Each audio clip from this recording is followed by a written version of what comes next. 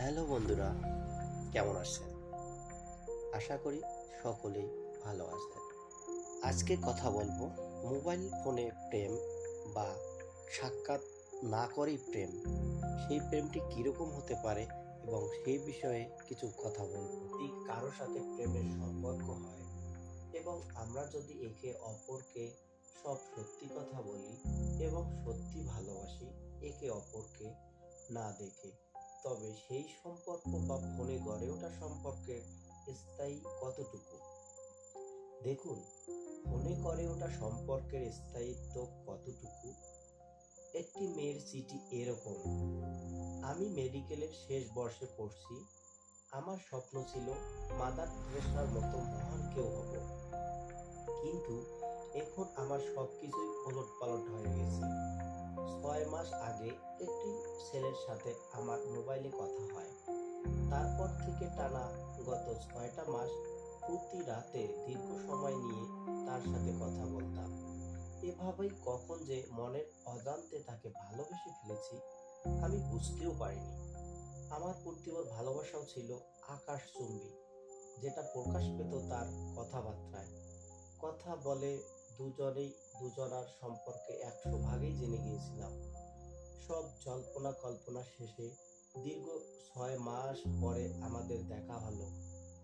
না দেখে আমি ওকে আমার মনের মাঝে স্বামীর স্থান দিয়ে দিয়েছিলাম। তাই দেখা হওয়াটা আমার কাছে শুধু সৌজন্য ছাড়া আর কিছুই মনে হয়নি। কাছ থেকে দেখে আরো বেশি ভালো লাগলো। ওকে যখন মনের কথা খুলে বললাম, তখন ও জানালো যে আমাকে সে বন্ধু ছাড়া আর কিছুই ভাবে না। আমি ওর একজন ভালো বন্ধু হিসাবেই নাকি থাকবো সারা জীবন। জীবন সঙ্গী হিসাবে কখনো মেনে নিতে পারবো না। কারণ জানতে চাইলাম, এটা সেটা অনেক অজুহাত দিল, কিন্তু আমার কাছে সেগুলোকে খুব একটা গ্রহণযোগ্য মনে হয়নি। অবশেষে একদিন জানতে পারলাম আমার সবকিছুই তার পছন্দ হয়েছে, কিন্তু একটা জিনিসকে সে কিছুতেই মেনে নিতে পারেনি, তা হলো বাহিক্য সৌন্দর্য। সে মনের সাথে অনেক বোঝাপড়া করেও আমাকে গ্রহণ করতে পারেনি।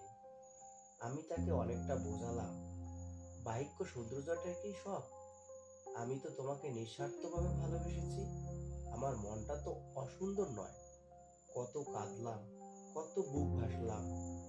ওর কাছ থেকে অবহেলার পর অবহেলা পেয়ে সিদ্ধান্ত নিলাম সম্পর্ক ভেঙে দেব। তা করলামও। কিন্তু আমি দুদিনে পাগল হয়ে গেলাম। খাওয়া দাওয়া, লেখাপড়া সবকিছু এলোমেলো হয়ে গেল। সারাদিন শুধু কান্নাকাটি আর বুক ভরা যন্ত্রণা। কিরকম আহাম্মকি! মোবাইলে কথা বলতে বলতে একজনকে স্বামীর আসনে বসিয়ে দেওয়া, দুদিন কথা বলেই বুঝে গেছো ভালোবাসা আকাশচুম্বী। অর্থাৎ কত অবাস্তব কল্পনা এবং আবেগ। আসলে এই যে ফোনে ফোনে প্রেম, ইন্টারনেটে প্রেম, ফেসবুকে প্রেম, পরকীয়া, এসব ভার্চুয়াল সম্পর্কগুলো কোনো স্থায়িত্ব নেই।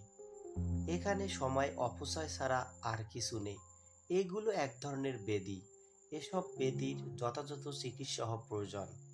একজনের জ্বর হলে যেমন আমরা তার চিকিৎসার ব্যবস্থা করি, তেমনি এই ফোনে ফোনে বায়বীয় প্রেম ভালোবাসা যারা করে তাদেরও চিকিৎসার ব্যবস্থা হওয়া উচিত। কারণ এরাও এক ধরনের অসুস্থতায় ভুগছে। অতএব এসব থেকে যত দ্রুত বেরিয়ে আসতে পারেন ততই ভালো।